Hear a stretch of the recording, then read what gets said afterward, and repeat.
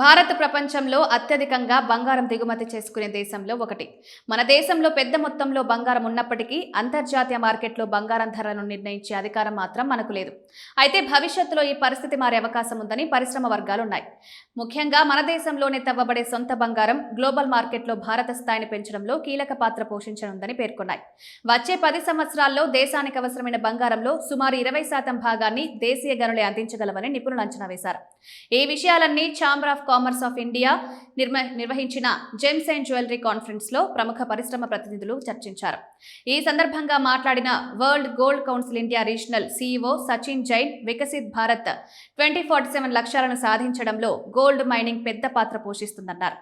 దేశంలోనే బంగారం తవ్వకం పెరిగితే ఇండియన్ గోల్డ్ కు ప్రత్యేక గుర్తింపు ఏర్పడమే కాకుండా లక్షలాది మందికి ఉద్యోగాలు కూడా లభిస్తాయని తెలిపారు. ఈ రంగంలో విదేశీ పెట్టుబడులు భారీగా వచ్చే అవకాశం ఉందని ఆయన వివరించారు.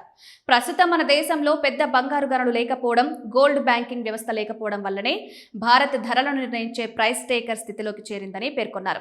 ఇప్పటికీ London, AM, PM benchmark ధరలనే అనుసరిస్తున్నామని చెప్పారు. అయితే ఆర్బీఐ బ్యాంకింగ్ రీఫార్మ్లతోనే వచ్చే రోజుల్లో భారత్ కూడా గోల్డ్ ధరలు నిర్ణయించే దేశాల జాబితాలోకి చేరుతుందని విశ్వాసం వ్యక్తం చేశారు. మరో 2-3 సంవత్సరాల్లో భారత్ ప్రపంచ జ్యువెలరీ హబ్ గా ఎదగడం ఖాయమని అన్నారు.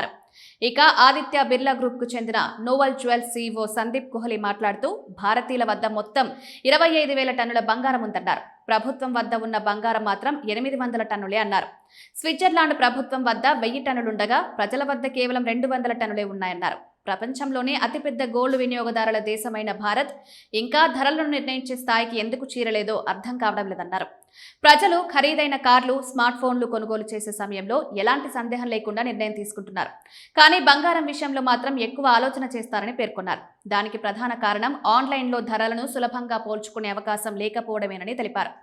బంగారం ధరలను అంతర్జాతీయ స్థాయిలో నిర్ణయించే స్థాయికి భారత్ ఎదగాలంటే సోర్సింగ్ నుంచి మార్కెటింగ్ వరకు మొత్తం వ్యవస్థ పారదర్శకంగా ఉండాలని MMTC PAMP India private limited CEO, managing director Samit Guha అన్నారు. బీఐఎస్ హాల్ మార్కింగ్ వ్యవస్థ మంచి అడుగు అయినప్పటికీ ఇంకా మరింత ఆధునిక విధానాలు అవసరమని సూచించారు.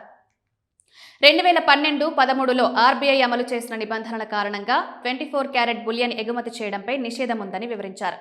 భారతీయ బులియన్ను గ్లోబల్ ఎక్స్చేంజ్లకు సరఫరా చేయాలంటే ఈ నిబంధనపై ప్రభుత్వం పునరాలోచన చేయాలని కోరారు.